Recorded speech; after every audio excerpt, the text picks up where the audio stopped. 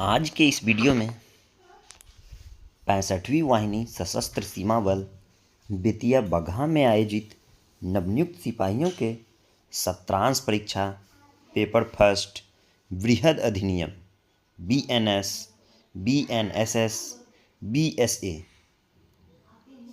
से संबंधित पूछे गए प्रश्न एवं उनके उत्तरों को देखते हैं। तो खंड क BNS से संबंधित है। इसमें प्रथम प्रश्न है, निम्नलिखित धारा एवं अपराध का मिलान करें। देखते हैं। सर्वप्रथम इसमें प्रथम प्रश्न है धारा 35। तो धारा 35 है शरीर तथा संपत्ति की प्राइवेट प्रतिरक्षा का अधिकार। अंघ। नेक्स्ट दूसरा है ख नंबर प्रश्न धारा 189। तो धारा 189 का एक में क्या है? विधि विरुद्ध जमाव।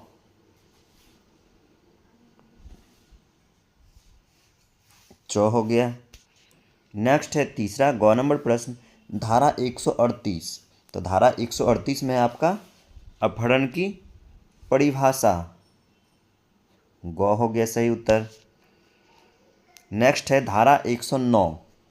तो धारा 109 में है हत्या के प्रयत्न या प्रयास। ख नंबर सही उत्तर हो गया। नेक्स्ट अंघ नंबर प्रश्न है धारा 64। तो धारा 64 में है बलात्संग या फिर बलात्कार के लिए दंड। तो सही उत्तर हो गया ऑप्शन क बलात्संग के लिए दंड। नेक्स्ट 4 नंबर प्रश्न है धारा 303 का एक में क्या है? तो धारा 303 के एक में है चोरी की परिभाषा। तो इसका सही उत्तर हो जाएगा ऑप्शन घ चोरी की परिभाषा। चलिए प्रथम प्रश्न समाप्त हुआ। दूसरा प्रश्न है विधि विरुद्ध जमाव से आप क्या समझते हैं? इसके आवश्यक तत्वों का उल्लेख करें। तो देखते हैं विधि विरुद्ध जमाव। तो विधि विरुद्ध जमाव का अर्थ है 5 या 5 से अधिक लोगों का ऐसा समूह जो किसी गैर कानूनी उद्देश्य या अपराध करने के लिए एकत्रित हुए हो। इसे भारतीय न्याय संहिता की धारा 189(1) में परिभाषित किया गया है। इसी में दूसरा प्रश्न था इसके आवश्यक तत्व का उल्लेख करें। तो विधि विरुद्ध जमाव के आवश्यक तत्व, प्रथम 5 या 5 से अधिक व्यक्तियों का होना। दूसरा सामान्य उद्देश्य का होना। तीसरा आपराधिक बल या बल प्रदर्शन का कोई कार्य किया जाना। नेक्स्ट इसी में तीसरा नंबर प्रश्न है कब और किन परिस्थितियों में शरीर की प्राइवेट प्रतिरक्षा के अधिकार का विस्तार मृत्यु कारित करने तक का होगा? धारा सहित उल्लेख करें। तो कब जो है और किन परिस्थितियों में शरीर की प्राइवेट प्रतिरक्षा का अधिकार मृत्यु कारित करने का तक का होगा, इसका वर्णन जो है भारतीय न्याय संहिता की धारा 38 में रखा गया है। तो भारतीय न्याय संहिता BNS की धारा 38 के अनुसार निम्न परिस्थितियों में प्राइवेट प्रतिरक्षा के अधिकार का विस्तार मृत्यु कारित करने तक का होगा। प्रथम, जब ऐसा हमला हो जिससे आशंका हो कि उसका रिजल्ट जो है मृत्यु ही होगा, परिणाम मृत्यु ही होगा। दूसरा, ऐसा हमला जिससे आशंका हो कि उसका परिणाम या रिजल्ट घोर उपहति होगा। तीसरा, बलात्संग करने के आशय से किया गया हमला। चौथा, प्रकृति विरुद्ध काम तृष्णा की तृप्ति के आशय से किया गया हमला। पांचवा, व्यापहरण या अपहरण के आशय से किया गया हमला। छठा, स्वदोष परिरोध करने के आशय से किया गया हमला। सातवां, अम्ल फेंक कर या फेंकने का प्रयत्न कर घोर उपहति कारित करने से संबंधित हमला। इसी में BNS में नेक्स्ट चौथा प्रश्न है बलवा से आप क्या समझते हैं? दंगा एवं बलवा में अंतर बताएं। तो देखते हैं बलवा। बलवा से तात्पर्य किसी समूह या भीड़ के द्वारा सार्वजनिक रूप से की जाने वाली हिंसा, हुड़दंग या उपद्रव है। इसे BNS की धारा 191 में परिभाषित किया गया है, रखा गया है। इसी में था दूसरा प्रश्न, दंगा एवं बलवा में अंतर। तो देखते हैं, दंगा एवं बलवा में मुख्य निम्न अंतर है। बलवा में 5 या 5 से अधिक व्यक्ति का होना आवश्यक है। दंगा में 2 या 2 से अधिक व्यक्ति के द्वारा ही किया जा सकता है दंगा। बलवा में किसी भी स्थान पे हो सकता है, बलवा जो है किसी भी स्थान पे हो सकता है। दंगा केवल सार्वजनिक स्थान पे हो सकता है। बलवा के लिए दंड 2 माह कारावास एवं जुर्माना निर्धारित है और दंगा के लिए 1 माह का कारावास, 100 रुपया जुर्माना दंड निर्धारित है। नेक्स्ट प्रश्न है 5वां नंबर प्रश्न, चोरी से आप क्या समझते हैं? चोरी एवं लूट में अंतर स्पष्ट करें। तो देखते हैं, चोरी किसी दूसरे व्यक्ति की चल संपत्ति को उसकी अनुमति के बिना बेईमानी से हड़पना या अपने कब्जे में लेना ही चोरी है। चोरी की परिभाषा जो है बीएनएस भारतीय न्याय संहिता की धारा 303 के 1 में रखा गया है। अब इसी में दूसरा प्रश्न था, चोरी एवं लूट में अंतर स्पष्ट करें। तो देखिए, चोरी एवं लूट में निम्न अंतर है। प्रथम की चोरी को बीएनएस की धारा 303 के 1 में परिभाषित किया गया है। लूट को बीएनएस की धारा 309 के 1, 2 और 3 तीनों में सम्मिलित रूप से परिभाषित किया गया है। चोरी की जो है, चोरी में अपराधियों की संख्या निश्चित नहीं होती है और लूट में जो है अपराधियों की संख्या 1 से 4 व्यक्ति तक हो सकते हैं। चोरी में जो है बल प्रयोग नहीं होता है और लूट में भय एवं बल का प्रयोग आवश्यक है। चोरी की संपत्ति में जो है चोरी मालिक की सहमति के बिना की जाती है या फिर बिना सहमति के ली जाती है। लूट में जो है मालिक की सहमति से जबरन ले ली जाती है, उनकी सहमति जबरन ले ली जाती है और सामान ले लिया जाता है।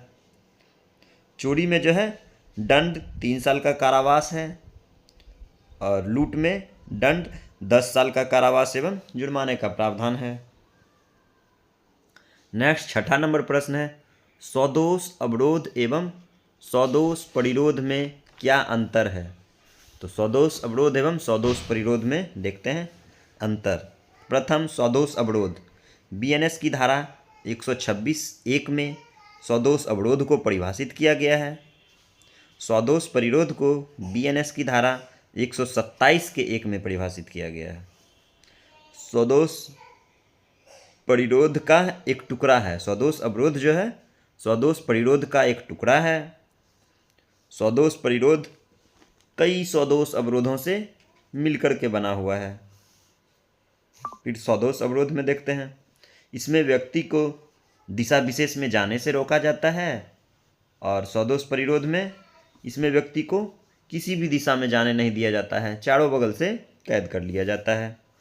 स्वदोष अवरोध में व्यक्ति की आंशिक स्वतंत्रता का हनन होता है और स्वदोष परिरोध में व्यक्ति की पूर्ण स्वतंत्रता का हनन होता है। चलिए नेक्स्ट और 7वां प्रश्न है, बीएनएस से निम्नलिखित में किन्हीं 2 पर टिप्पणी लिखें। तो देखते हैं, इसमें है प्रथम, जंगम संपत्ति जिसको कि हम चल संपत्ति बोल सकते हैं, वैसी संपत्ति जिन्हें बिना किसी नुकसान के एक स्थान से दूसरे स्थान पर ले जाया जा सके, इसे भारतीय न्याय संहिता की धारा 2 के 21 में परिभाषित किया गया है। नेक्स्ट है इसका ख में लूट किसी व्यक्ति, स्थान या संपत्ति से बलपूर्वक डरा धमकाकर हिंसा करके अनुचित तरीके से प्राप्त करना। किसी भी व्यक्ति, स्थान या संपत्ति का जो है बलपूर्वक डरा धमकाकर या फिर हिंसा करके गलत तरीके से प्राप्त करना, छीनना ही लूट है। इसमें व्यक्तियों की अधिकतम संख्या 4 हो सकती है।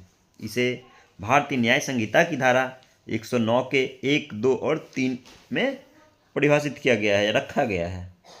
नेक्स्ट इसी में है अपराध।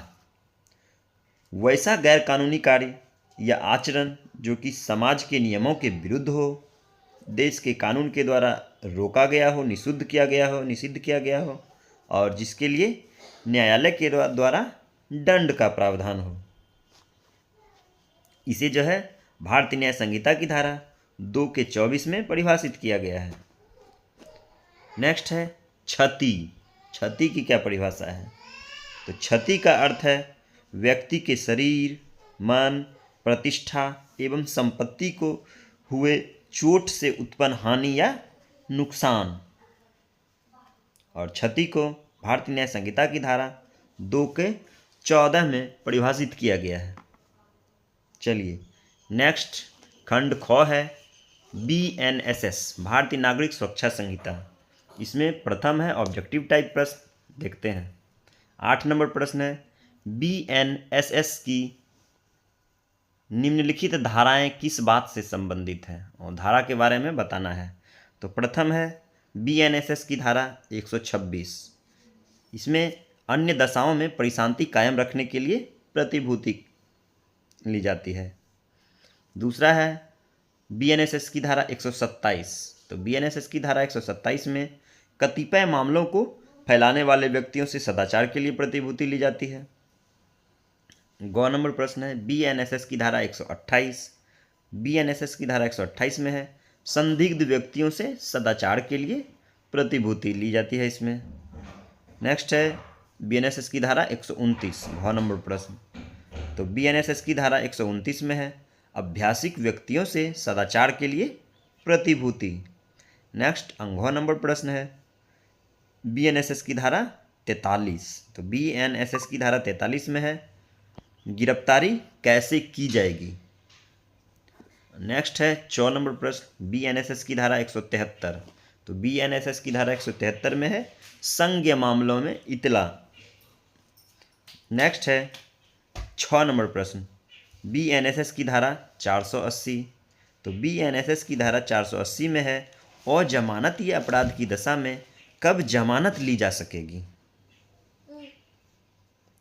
नेक्स्ट 9वां नंबर प्रश्न है BNSS से पुलिस के निवारक कार्य से क्या तात्पर्य है। इनका उल्लेख BNSS की किन धाराओं में है। तो देखते हैं। पुलिस के निवारक कार्य से तात्पर्य कानून व्यवस्था बनाए रखना, किसी भी संभावित संज्ञेय अपराध या सार्वजनिक संपत्ति का नुकसान होने से पूर्व ही रोकने के लिए पुलिस के द्वारा की जाने वाली पूर्व सक्रिय कानूनी कार्यवाहियों से है। इसको जो है भारतीय नागरिक सुरक्षा संहिता की धारा 168 से लेकर के 172 तक में परिभाषित किया गया, विस्तृत रूप से उल्लेख किया गया है।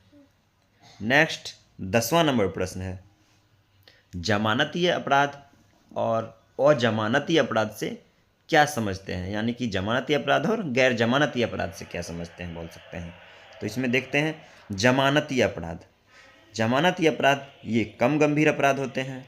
इसमें आरोपी को आवश्यक बॉन्ड भरने पर पुलिस या अदालत के द्वारा जमानत मिल जाती है, जमानत पे छोड़ दिया जाता है।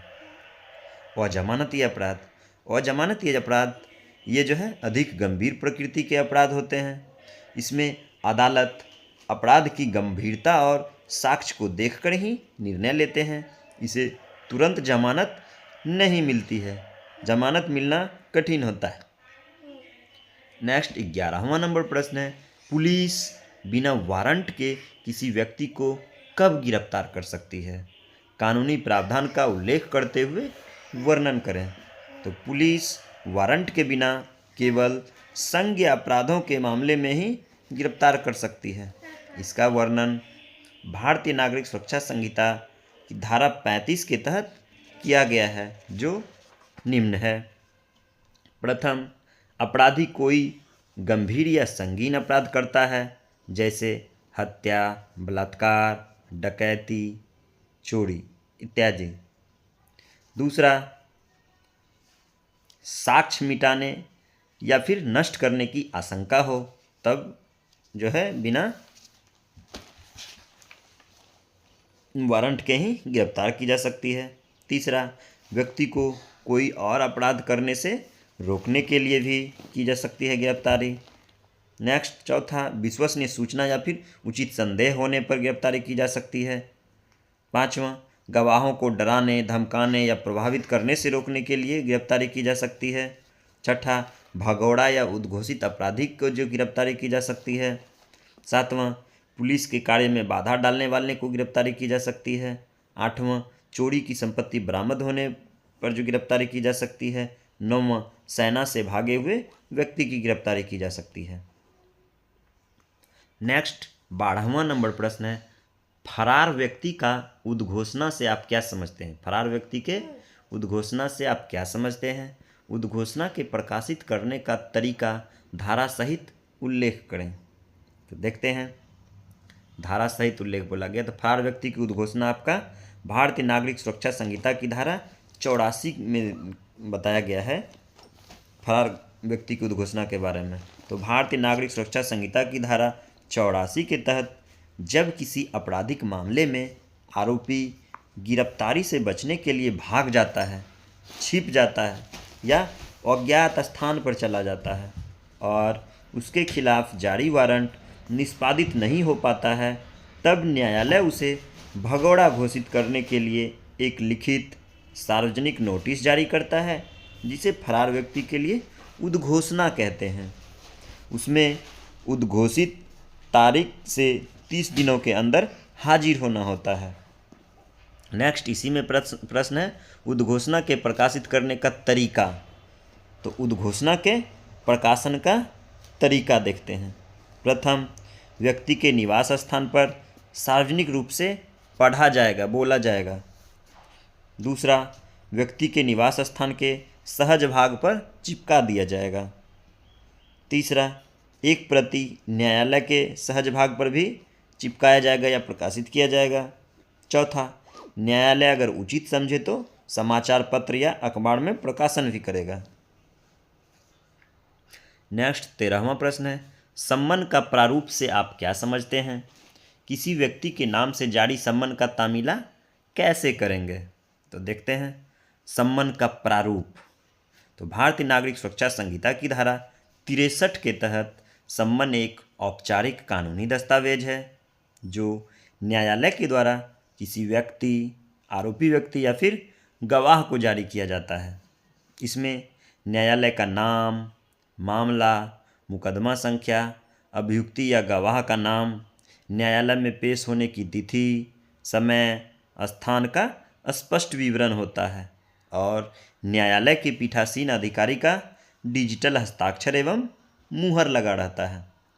नेक्स्ट इसी में है कि सम्मन जो है उसकी तामीला कैसे की जाती है, किसी व्यक्ति के नाम से जारी सम्मन का तामीला कैसे करेंगे। तो देखते हैं, तो सम्मन की तामीला करने की प्रक्रिया भारतीय नागरिक सुरक्षा संहिता की धारा 64 के तहत जो है सम्मन की तामीला करने की प्रक्रिया है। इसमें प्रथम, व्यक्तिगत तामीला, मतलब स्वतः खुद से जाकर के, भौतिक रूप से जाकर के तामीला करवाना।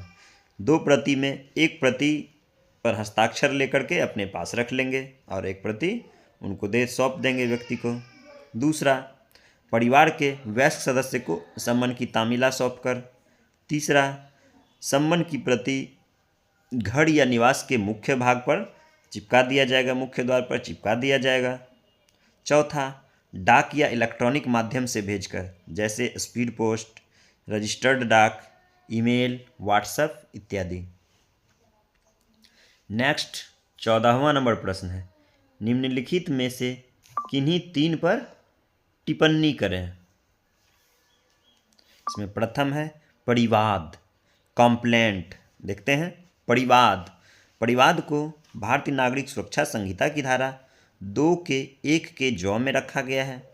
परिवाद का अर्थ शिकायत या दोषारोपण से है, जो मौखिक या लिखित रूप से मजिस्ट्रेट के पास की जाती है, जिसमें किसी ज्ञात या अज्ञात व्यक्ति पर अपराध करने का आरोप लगाया जाता है। नेक्स्ट ख नंबर प्रश्न है जांच क्या है? इंक्वायरी, जांच को भारतीय नागरिक सुरक्षा संहिता की धारा 2 के 1 के ट में रखा गया है। जांच किसी विषय, घटना या वस्तु के मूल कारणों, सत्यता और तथ्यों का पता लगाने के लिए की गई है। व्यथित छानबीन, परख या परीक्षण की प्रक्रिया है। पता लगाने के लिए की गई व्यथित छानबीन, परख या फिर परीक्षण की प्रक्रिया है। जांच केवल मजिस्ट्रेट ही कर सकती है। नेक्स्ट है गौ नंबर प्रश्न, अन्वेषण। तो अन्वेषण देखते हैं, इन्वेस्टिगेशन, अन्वेषण। अन्वेषण को भारतीय नागरिक सुरक्षा संहिता की धारा 2 के 1 के ठ में रखा गया है। अन्वेषण किसी छिपे हुए सत्य, स्थान, घटना या विषय की गहराई से खोज, छानबीन या अनुसंधान करना है। अन्वेषण को जो है पुलिस भी कर सकती है, मजिस्ट्रेट भी कर सकती है, और मजिस्ट्रेट के द्वारा प्राधिकृत कोई अन्य व्यक्ति भी कर सकती है। नेक्स्ट चौथा घ नंबर प्रश्न है, पुलिस थाना। देखते हैं पुलिस थाना। पुलिस थाना को भारतीय नागरिक सुरक्षा संहिता की धारा 2 के 1 के प में रखा गया है। पुलिस थाना कोई भी चौकी या स्थानीय प्रशासनिक केंद्र होता है जिसका कार्य किसी विशेष क्षेत्र में कानून व्यवस्था को बनाए रखना, नागरिकों की सुरक्षा सुनिश्चित करना एवं अपराधों की रोकथाम करना है। नेक्स्ट अंघो नंबर प्रश्न है, पीड़ित। तो पीड़ित को भारतीय नागरिक सुरक्षा संहिता की धारा 2 के 1 के म में रखा गया है।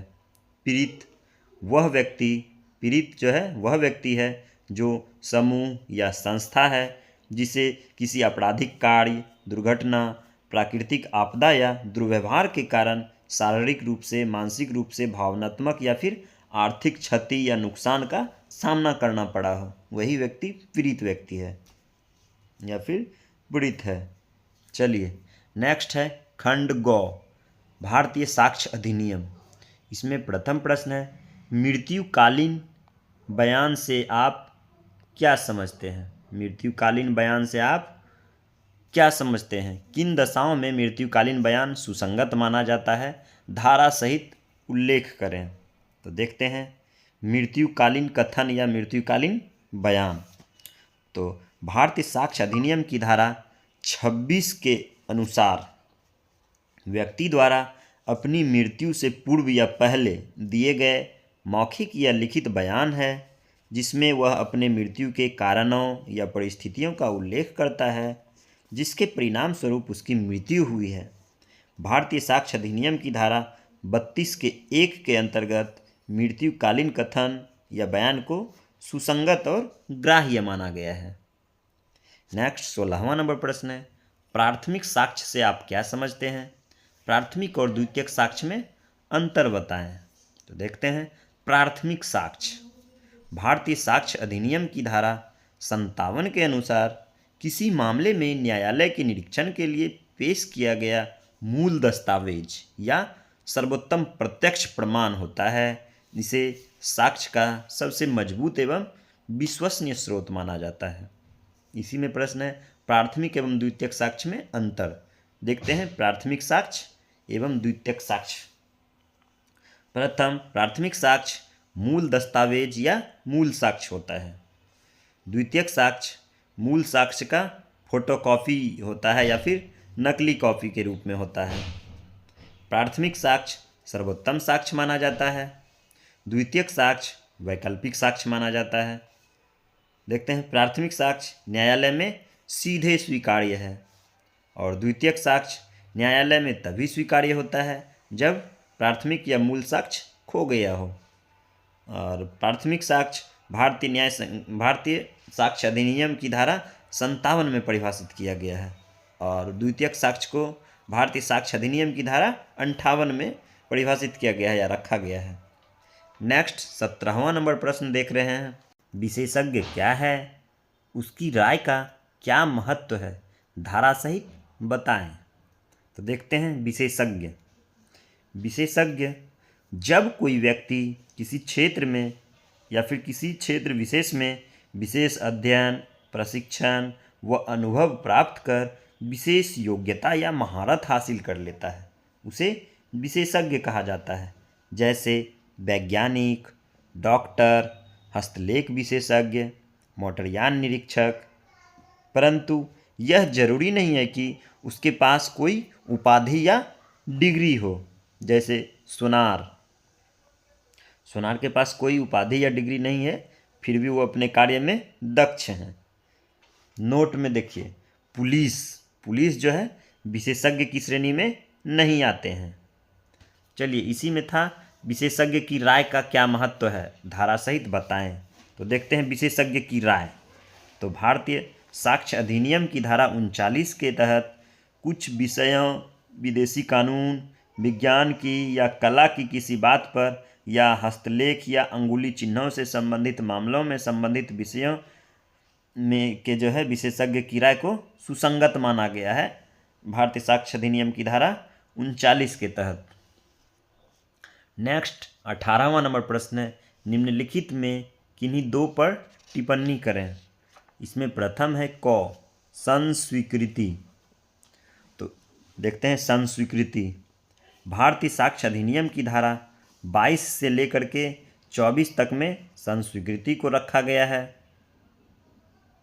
संस्वीकृति किसी अपराध के आरोपी व्यक्ति के द्वारा किया गया वह स्वैच्छिक बयान या स्वीकृति है जिसमें वह स्पष्ट रूप से अपना अपराध को स्वीकार करता है तथा ऐसे तथ्य बताता है जिनसे उनके अपराधी होने का निष्कर्ष निकलता है। नेक्स्ट ख नंबर प्रश्न है, दस्तावेजी साक्ष्य। देखते हैं दस्तावेजी साक्ष्य। दस्तावेजी साक्ष्य भारतीय साक्ष्य अधिनियम की धारा 2 के 1 के घ में रखा गया है। दस्तावेजी साक्ष्य किसी भी कागजात या पदार्थ पर अक्षर, अंक, चिन्ह के द्वारा लिखित या रिकॉर्डित दस्तावेज है। दस्तावेजी साक्ष्य को दो भागों में बांटा गया है, प्राथमिक साक्ष्य और द्वितीयक साक्ष्य। नेक्स्ट है ग नंबर प्रश्न, मृत्युकालीन बयान या फिर मृत्युकालिक कथन। तो देखते हैं भारतीय साक्ष्य अधिनियम की धारा 26 में मृत्युकालिक कथन या मृत्युकालीन बयान को रखा गया है। व्यक्ति के द्वारा अपनी मृत्यु से पूर्व दिए गए मौखिक या फिर लिखित कथन है, बयान है, जिसमें वह अपने मृत्यु के कारणों या परिस्थितियों का उल्लेख करता है जिसके परिणाम स्वरूप उसकी मृत्यु हुई है। चलिए, आज का यह बृहद अधिनियम से संबंधित प्रीवियस ईयर 2026 पूछे गए प्रश्नों का वीडियो समाप्त हुआ। धन्यवाद।